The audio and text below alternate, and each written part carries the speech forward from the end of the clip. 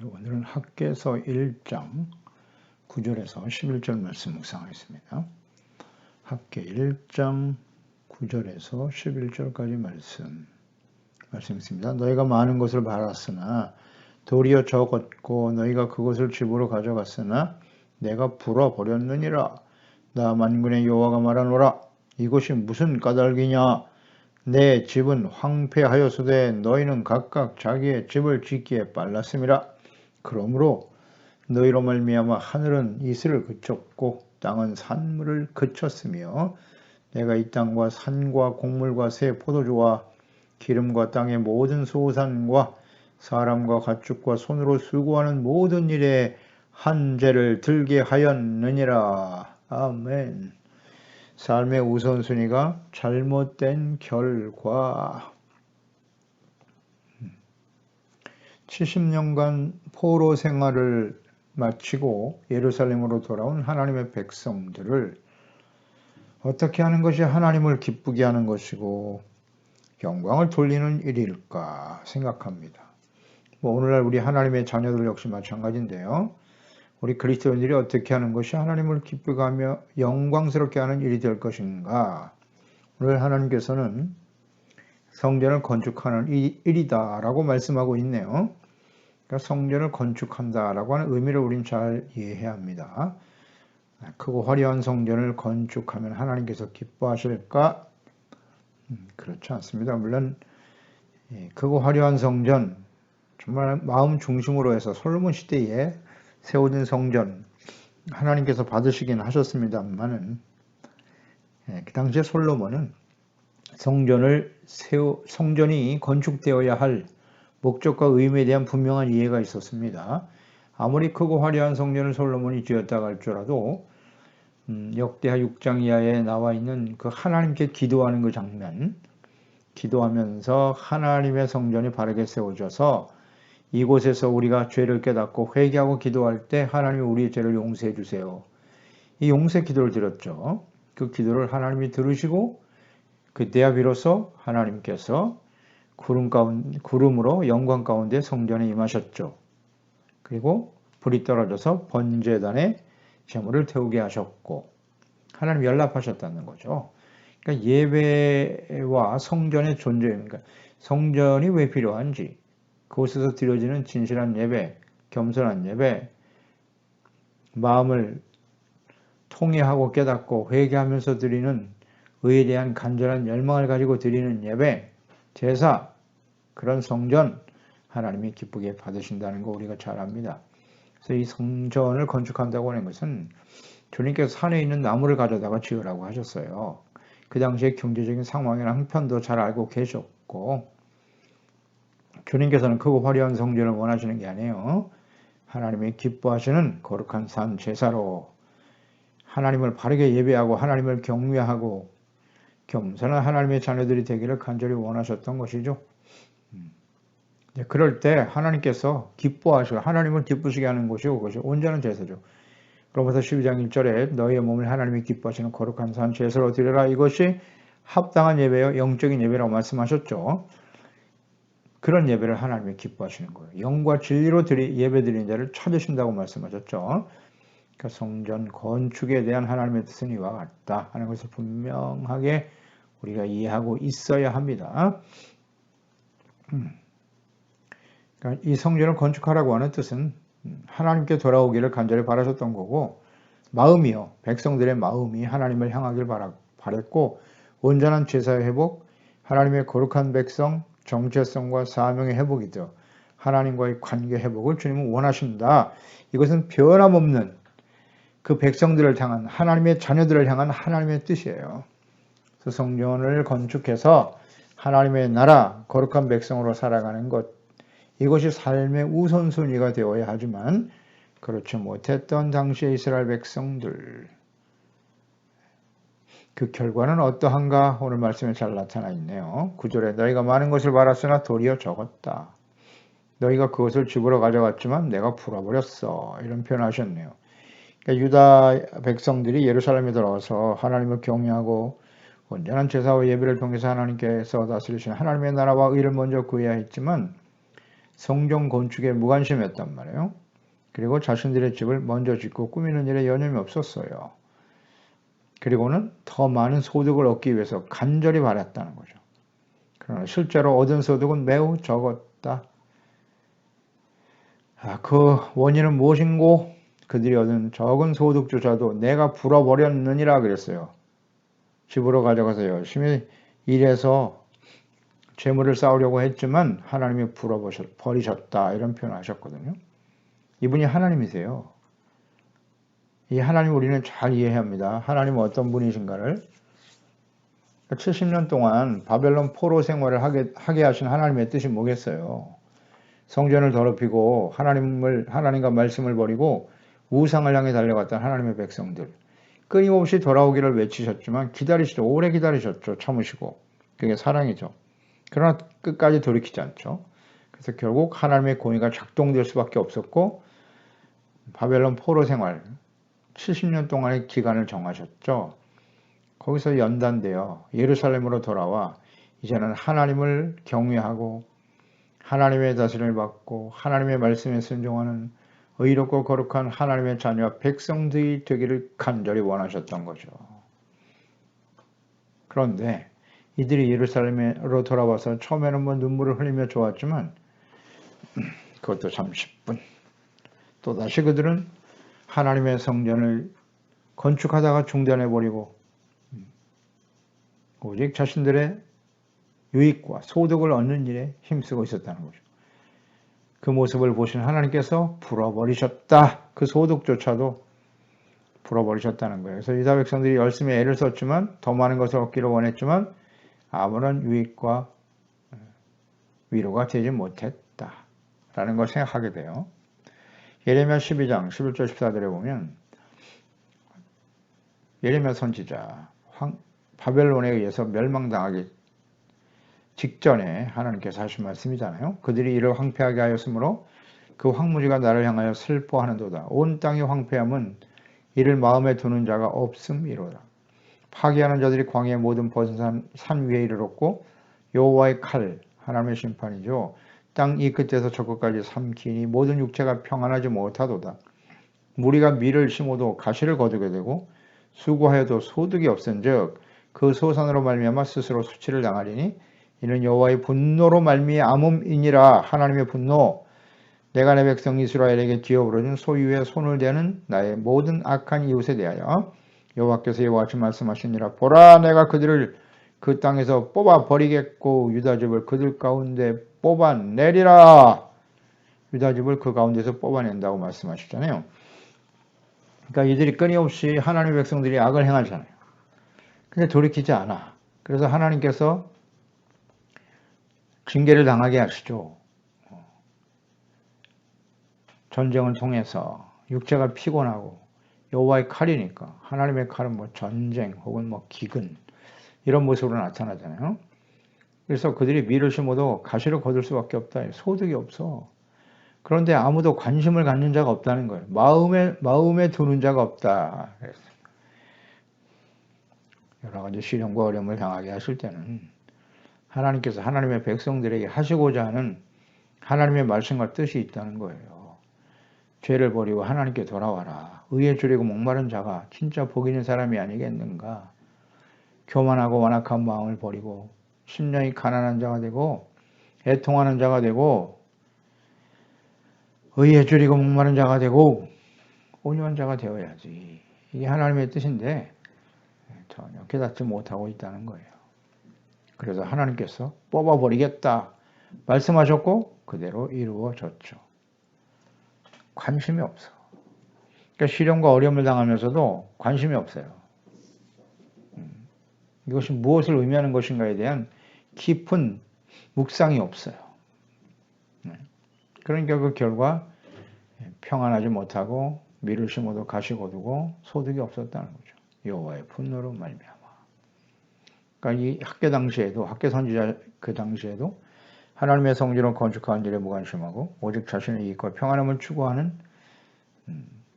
유다 백성들에게도 하나님께서는 그들이 더 많은 소득을 얻기를 위해 수고했지만 하나님께서 불어버리셨다.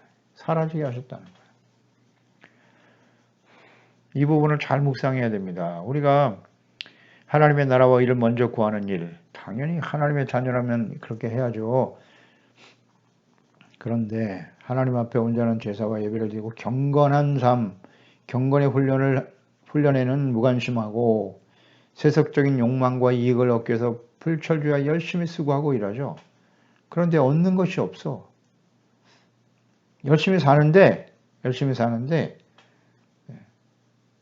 삶이 점점 더 나아지질 않아.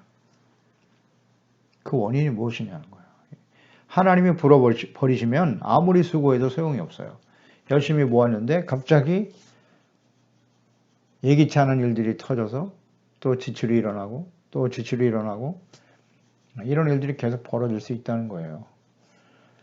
그럴 때 우리는 생각하자는 거죠. 생각하자.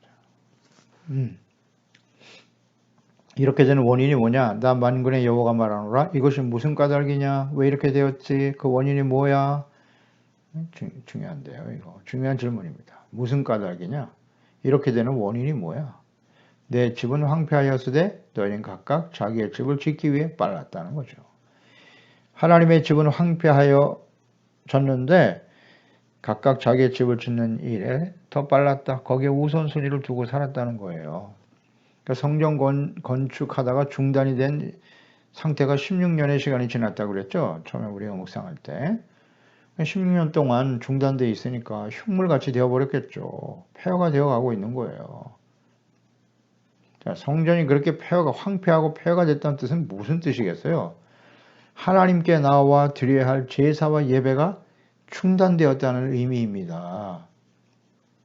여러 가지 방해도 있었고 사마리아인들, 당시에 거주민이었던 사마리아인들의 조직적인 반대도 있었던 건 사실이고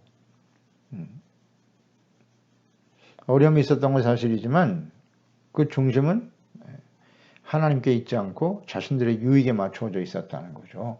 세속적인 욕망, 현실적인 욕구, 거기에 더 충실하고 거기에 우선순위를 두고 있었다는 거예요. 하나님의 성전이 황폐하고 하나님께 나아가 예배를 드리고 주님을 섬겨야 될 사람들이. 자, 이게 중요한 문제입니다. 잘 생각해 봐야 해요. 하나님의 성전을 건축하여 온전한 제사와 예배를 드림으로써 거룩한 하나님의 백성으로 살아가는 일보다 자기 집을 짓기에 빨랐다. 삶의 우선순위가 잘못되어 있었다는 거죠. 자, 이런 삶의 우선순위가 잘못되어지는 이런 현상은 이스라엘 역사 속에 계속 반복되어 왔어요. 어떻게 보면 이스라엘 하나님의 백성들에게 일반적인 삶의 형태였습니다. 그 결과 그들은 우상숭배에 깊이 빠지게 되죠. 그래서 하나님께 돌아올 수 없는 상태가 되어버렸어요. 그래서 바벨론에 의해서 멸망의 길을 가게 된 것입니다.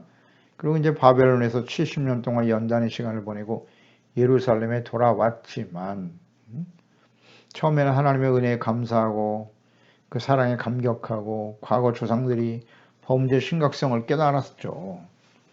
자기들은 영원히 이 땅으로 못 돌아올 줄 알았어요. 그 당시에 바벨론, 메데 파사의 세력이 얼마나 큽니까? 그들에게 짓밟혀 노예 생활하는 그들이 다시 예루살렘으로 돌아올 것이다 상상도 못했을 거예요.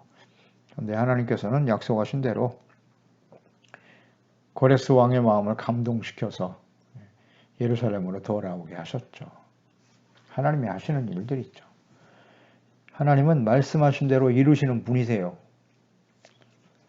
그래서 돌아오면서 에스라 제사장들이 율법의 말씀을 펴고 읽을 때 눈물 흘렸지 않습니까? 감격해서 흘린 눈물, 과거 자신들의 그 조상들이 범죄한 내용들, 얼마나 심각한 죄를 지었는가를 알고 그에게 눈물 흘렸단 말이에요. 감기의 눈물 흘렸죠. 그러나 얼마 지나지 않아 이전의 모습으로 돌아가 버리고 말았다. 그러니까 이러한 일은 학개시대뿐만이 아니죠. 그 후에도 계속됐어요. 그래서 또다시 헬라에 의해서 로마에 의해서 계속 예루살렘은 하나님의 백성들은 박해와 시련을 당하게 되죠. 그래서 예수님 당시에 하나님이 직접 그 아들 예수님을 그리스도로 보내셨잖아요. 성육신하여 하나님의 아들이 성육신하여 찾아오셨지만 그 예수님을 그리스도를 거부해버렸죠. 하나님이 약속하신 그리스도인데 십자가 못 박아 죽였습니다. 이러한 현상은 모든 시대 그 이후에도 모든 시대의 교회와 하나님의 자녀들에게 동일하게 나타났다는 거예요. 그래서 성경 말씀은 진리인 것이고 책망과 교훈을 우리에게 주는 거예요. 하나님의 말씀, 하나님의 자녀 백성들의 특성은 언제나 변하지 않고 동일해요. 하나님도 동일하시고 하나님의 말씀도 동일하시고 그 말씀을 듣고 순종해야 할 하나님의 백성들이지만 언제든지 하나님과 하나님의 말씀을 버리고 자신의 유익을 위해서 육신의 정욕, 안목의 정욕, 이 세상의 자랑을 쫓아 살아가게 되더라. 일반적인 하나님의 백성들의 모습입니다. 오늘날 시대를 살아가는 우리의 모습이기도 하고요. 예수님의 재림과 마지막 심판이 임박한 오늘날은 더욱더 두드러지게 나타나고 있습니다. 예배는 그냥 형식이 되어버린 지 오래됐고요. 형식적인 예배를 드리고 있어요. 하나님의 나라와 그의 의를 먼저 구하는 삶의 우선순위, 가치와 목적을 하나님과 의롭게 살아가는 하나님의 말씀을 지켜 순종하는 것이 의입니다. 또 말씀 앞에서 죄를 깨닫고 회개하고 용서받는 의, 이것이 언제나 우리의 삶의 우선순위가 되어야 하는데 불의를 행해서라도 자신에게 유익을 얻고 명예를 얻고 부를 얻을 수만 있다면 서슴지 않고 불의를 행하는 그런 하나님의 자녀들, 그리스도인들 얼마든지 볼 수 있죠. 우리 주변에. 우리의 삶도 역시 그와 비슷한 때가 많고요. 그러니까 예수님의 재림이 임박한 마지막 심판이 임박한 시대는 더욱더 두드러지게 나타날 수밖에 없어요. 그러니까 이러한 삶, 그러니까 삶의 우선순위, 가치 우선순위가 전도되어져 버린 이러한 삶을 일반적이라고 생각하는 거예요. 이게 참 안타까운 일입니다. 학계 당시의 지도자들이었던 총독 수르바벨과 대제사장 여호수아도 백성들을 바르게 가르치고 인도하는 일에 무관심했던 것으로 보입니다. 그렇기 때문에 하나님께서 학계 선지자를 보내셔서 지금 말씀하고 계시는 거예요. 그러니까 수르바벨과 대제사장 여호수아가 이스라엘 백성들을 예루살렘으로 이끌어오는 일에 열심히 헌신하고 충성한 사람들은 맞습니다만 느헤미야와 약간 비교되지 않습니까? 느헤미야는 아주 철저한 사람이었어요. 하나님의 말씀으로 바르게 세우기 위해서 열심히 예루살렘 성벽을 건축하는 일에 헌신했고 하나님의 백성들이 끊임없이 외압으로 어려움이 많이 있었죠. 외압도 있었고 협박도 있었고 또 타협하는 미혹도 있었죠. 미혹도 있었는데 느헤미야는 정말 흔들림이 없었어요. 흔들림 없이 계속 그 일을 추진함으로써 52일 만에 성벽을 건축하고 완성하지 않습니까? 이런 추진력이 있었어야 되는 거예요. 하나님의 나라와 의를 구하는 일에 정말 최선을 다하는 느헤미야 같은 모습은 아니었구나 하는 것을 우리가 깨닫게 되네요. 그래서 이제 학계 선지자를 하나님이 보내셔서 책망하고 바로잡으려고 하시는 것입니다. 스룹바벨과 대제사장 여호수아가 일을 했어야죠. 대제사장이 뭐 하는 거예요? 성전이 건축되지 못하고 16년 동안이나 중단되어 있는데 예배가 중단되어 있는데 뭐 한 거예요 그동안에? 오늘날 하나님의 말씀과 뜻을 전하고 가르쳐야 될 목사들도 이렇게 세속적인 성공, 부와 명예를 얻고 건강 장수하는 것만이 복이라고 외치고 말이죠. 그게 사람들의 필요니까. 이 세상에 살아가면서 필요한 일이죠. 의식주, 좀 더 나은 삶, 더 많은 재물, 성공, 출세. 그래서 하나님 앞에 더 많이 헌신하고 그게 복을 받는 것이고 하나님을 기쁘시게 하는 일이라고 끊임없이 말하고 있어요. 사실 틀린 말은 아니죠. 그러나 그게 삶의 우선순위가 될 수는 없잖아요. 그게 삶의 목적은 아니잖아요. 그리스도인들의 삶의 목적이. 그게 하나님의 뜻은 아니지 않습니까? 그렇지 않나요? 이것을 이상하다고 생각하면 이것은 우리는 이미 깊이 세속화되고 있다는 거예요. 그 당시에 스룹바벨 대제사장 여호수아와 같이 하나님의 성전을 바르게 세운, 즉 경건하고 온전한 예배, 하나님이 기뻐하시는 거룩한 산 제사로 우리의 몸을 드리고 헌신하는 그리스도인으로의 삶, 의와 거룩한 하나님의 나라, 하나님이 다스리신 하나님의 나라를 바르게 세워가는 일에 헌신해야 되는데 이것을 바르게 가르치지 않는단 말이에요. 세속적인 욕망을 부추긴다고요. 세상에서 살기 힘드니 와서 위로를 받으시오. 격려가 필요합니다. 소망, 그 소망이 도대체 무슨 소망이에요? 가난한 사람이 부자가 되는 소망입니까? 병들고 똑 받던 사람들에게 기적이 일어나서 건강하게 오래오래 사는 소망인가요? 그것만을 말하면 안 된다고요. 하나님의 진정한 소망은 무엇이냐? 우리가 하나님의 다스리시는 하나님의 나라의 거룩한 백성이 되고 의롭고 진실한 하나님을 경외하고 예수 그리스도를 닮아가고 주님의 말씀을 따라 순종하는 의롭고 진실된 하나님의 자녀가 되기를 원하시는 겁니다. 빛과 소금으로 살아가는 거예요. 그게 하나님의 소망 아닌가요? 이 말씀을 가르쳐야 합니다. 근데 안 가르치니까 하나님의 학계 선제를 지금 보내신 거예요. 그러니까 삶의 우선순위를 바로잡는 일에 대해서 책망해요. 잘못되면 책망해야죠. 가르치는 일. 오늘날 하나님의 말씀을 전하는 목사들이 좋아하지 않아요. 왜 그럴까요? 성도들이 듣기 싫어하기 때문이에요.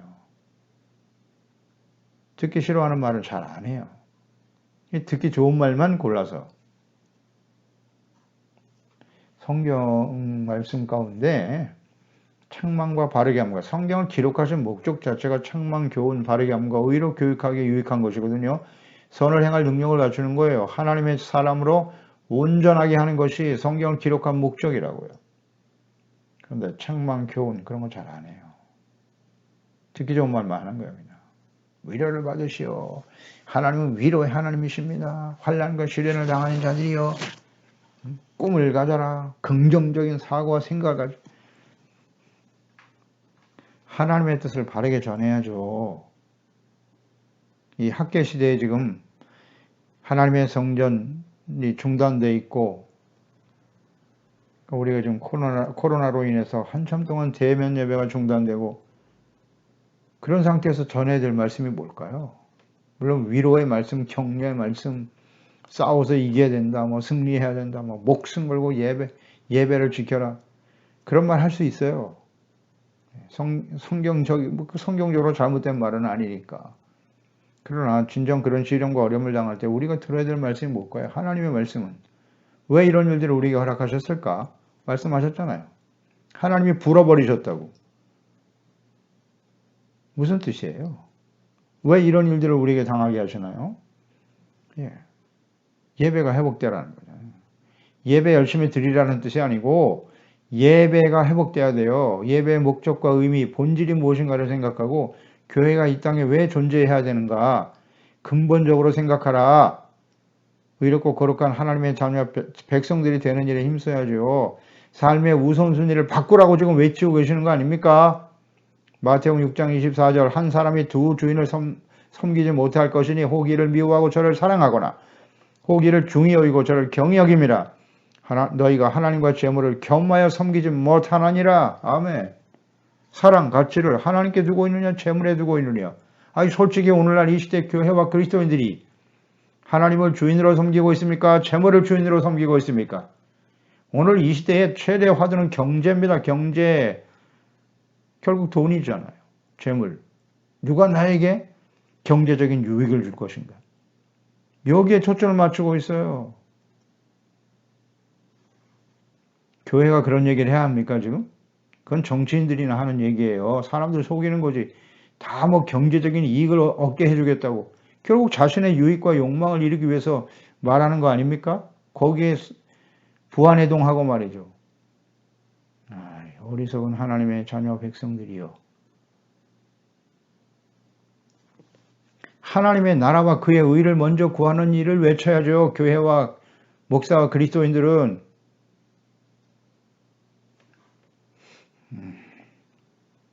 왜 이런 걸 분별을 못하죠? 그러니까 그냥 부안해동하는 거야 다. 그냥 재물, 성공, 명예, 출세. 잘못된 삶의 우선순위. 이거를 바로 잡아야 된다고요. 이걸 끊임없이 우리에게 다가오는 시련과 어려움이 다가올 때마다 우리는 우선순위 뛰어올려 생각해야 돼요. 마태복음 6장 31절 33절 말씀을 항상 생각해야 합니다. 나는 하나님의 나라와 그의 의를 먼저 구하고 있는가? 아니면 무엇을 먹을까 입을까 마실까를 염려하고 있는가? 마태복음 6장 24절을 떠올리세요. 나는 사랑과 가치를 하나님께 두고 있는가? 재물에 두고 있는가? 뭐 아무리 이 말씀을 강조해도 지나치지 않죠. 너희는 먼저 그의 나라와 의를 구하라. 그리하면 이 모든 것을 너에게 더하시리라. 무엇을 입을까 마실까 염려하지 말라고. 이거 다 이방인들이 구하는 거 아니야? 이방인이잖아요. 하나님이 없는 사람들이 구하는 거라고. 자, 결론적으로 오늘 10절 말씀 보세요. 잘못된 삶의 우선순위의 결과가 어떠한가? 또 하나님은 이것을 바로잡기 위해서 하나님의 성전과 예배를 바르게 회복하기 위해서 하나님이 하신 일은 무엇일까요? 10절, 11절. 그러므로 너희로 말미암아. 이게 원인이 되고 이건 결과잖아요. 성전 건축하는 것보다 자신의 이익을 먼저 구하고 자신의 집을 짓는 일에 더 빨랐단 말이에요.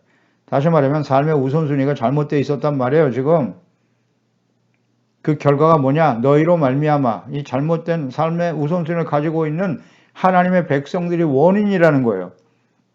그 원인이 어떤 결과? 하늘은 이슬을 그쳤다. 땅은 산물을 그쳤다. 내가 땅과 산과 곡물, 내가 하나님이 하셨다고요. 이 땅과 산과 곡물과 새 포도주와 기름과 땅의 모든 소산, 사람과 가축과 손으로 수고하는 모든 일에 한죄를 들게 했다고. 하나님이 하셨다고. 자, 여기서 우리가 깨닫는 바, 하나님은 어떤 분이시다? 행한 대로 갚아주시는 분이시다. 하나님의 나라와 그의 의를 먼저 구하지 않는 잘못된 우선순위를 가지고 있을 때 하나님은 불어버리신다. 소득마저도 불어버리실 수밖에 없다. 왜? 그들이 하나님 앞에 온전한 예배자로 삶의 우선순위를 바르게 회복하고 하나님의 자녀와 백성답게 살아가기를 원하시기 때문에 언제든지 이게 절대 진리입니다. 변하지 않는 하나님의 뜻이에요. 그래서 불어버리시는 겁니다. 소득을 불어버리시는, 내가 세상에서 부와 명예를 얻고 하나님의 나라와 의를 구하는 일에서 멀어진다면 그건 하나님의 뜻이 아니죠. 사탄이 하는 일이에요. 그런 게 사탄의 미혹이란 말이에요. 예수님께 와서 하신 이거 사탄이 역사한 거 아니겠습니까? 세상 영광을 보여주면서 내게 절하라. 그러면 이 모든 것을 너에게 줄게. 여기에 다 속는 거잖아요. 불의와 타협하고. 하나님은 행한 대로 갚아주세요. 행한 대로. 그러니까 하나님께서 한죄를 보내셨다잖아요. 하늘은 이슬을 그쳤다. 그렇습니다. 아무리 수고해도 비가 내리지 않으면 소용없어요. 열매를 거둘 수 없습니다. 그러니까 하나님을 경외하는 일에 무관심한 백성들로 말미암아 하나님께서는 하늘과 땅을 닫아버렸어요. 기근, 흉년, 땅과 산, 곡물, 포도주, 기름 다 떨어지는 거예요. 사람, 가축, 손으로 수고하는 모든 일에 하나님이 한죄를 들게 하셨다. 이 한죄라고 하는 말이 히브리의 호레부인데 마르다, 가뭄, 더위, 열기 이런 것들이에요. 기근과 열기가 찾아와 하나도 열매를 맺지 못하게 하는 거예요. 수고하지만 모든 일에 한죄가 자연재해가 일어나는 거죠. 하나님이 막으시면 그들의 수고가 헛될 수밖에 없어요. 예레미야 17장 5절 10절 말씀 묵상하게 되잖아요. 여호와께서 이와 같이 말씀하시니라. 무릇 사람을 믿으며 육신으로 그의 힘을 삼고 마음이 여호와에게서 떠났다. 성전이 황폐되었다는 것은 하나님께서 마음이 떠나버린 거잖아요. 그 사람은 저주를 받을 것인데 그는 사막의 떨기나무 같아서 좋은 일이 오는 것을 보지 못하고 광야 간조한 곳 건건한 땅 사람이 살지 못하는 땅에 살리라. 그러나 무릇 여호와를 의지하며 하나님을 의뢰하는 그 사람은 복을 받을 것이다. 자, 여기 주목해야 합니다. 복이 있는 사람, 복을 받을 사람은 어떤 사람? 여호와를 의지하고 여호와를 의뢰하는 사람. 그 사람은 어떤 사람일까요? 일단 하나님을 믿고 의지한다라고 했을 때 우리는 어떤 단어가 떠오르나요? 여호와를 의지한다, 여호와를 의뢰한다. 어떤 단어가 떠오르죠? 겸손이죠, 겸손. 하나님을 믿고 의지한단 말이에요. 겸손, 또 하나는 믿음, 하나님께 대한 절대적인 믿음. 믿음은 뭐다? 주님의 말씀을 듣고 지켜 순종하는 의로 연결되는 거죠. 겸손, 믿음, 의의 삶을 소중하게 여기는 거예요. 하나님 없어도 내 힘과 노력으로 얼마든지 잘 살 수 있습니다. 그러니까 기도 안 하잖아요. 예배가 중단돼 버리죠. 오직 자신의 힘과 능력으로 의지하는 거예요. 재물만이 나의 삶을 행복하게 해줄 수 있어. 하나님이 아닌 재물, 그 재물을 자기에게 재물을 주고 유익을 주는 사람, 그런 사람들을 우상으로 섬기는 거예요. 그냥 그들이 불의를 행하든 악을 행하든 상관없어. 나에게만 그냥 유익을 주면 돼. 그건 세상 사람들이나 그렇게 생각하는 거죠. 하나님의 자녀들은 그러면 안 되잖아요. 이걸 분별을 못합니까? 그 사람이 나에게 유익만 줄 수 있다면 그가 불의한 자건 우상 숭배자건 상관없습니까? 이런 안타까운 일이 있나. 하나님을 의지하고 여호와를 의뢰하는 사람이 복을 받는 거예요. 그 사람은 물가에 심어진 나무 같아요. 그 뿌리를 강변에 뻗쳐 하나님께 두고 있잖아요. 교회만 나오면 그 뿌리를 강변에 두는 것이에요. 하나님의 말씀에 의지하고 주님의 말씀을 순종하고 하나님 앞에 말씀 앞에서 자신의 죄를 깨닫고 돌이킬 줄 아는, 눈물을 흘릴 줄 아는 사람이 겸손한 사람이잖아요. 심령이 가난한 사람이죠. 하나님이 없으면 절대 살아갈 수 없음을 인정하고 크게 강변에 뻗친 나무 같은 거예요. 이런 사람은 더위가 와도 두려워하지 않아요. 그 잎이 청청합니다. 가뭄은 해도 걱정이 없고 결실이 그치지 아니함 같으리니 만물보다 거짓되고 심히 부패한 것이 사람의 마음이라고. 나 여호와는 심장을 살피고 폐부를 시험하고 각각 그 행위의 행실대로 보응하신다. 아멘. 잘 나타나 있죠. 예레미야서에. 이 말씀을 듣고도 결국은 하나님을 버렸죠. 그래서 바벨론에 의해서 멸망을 당하고 환란 70년 연단의 세월을 보내고 다시 예루살렘에 돌아왔는데 또다시 이전의 모습으로 흘러가는 누구들? 하나님의 백성들이요. 하나님의 자녀 백성. 오늘 이 시대 우리의 모습도 마찬가지 아닌가요?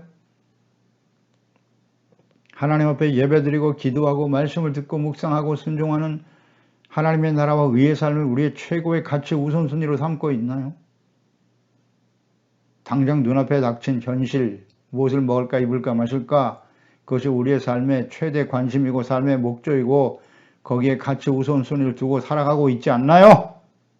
하나님은 아시겠죠? 하나님은 심장을 살피고 폐부를 시험하시고 그 행위와 행실대로 보응하시는 분이시라고 하시니까요. 듣기 싫어도 이 말씀은 들어야 합니다. 그래서 삶의 우선순위를 바꿔야 돼요. 언제나 이게 흔들리면 안 돼.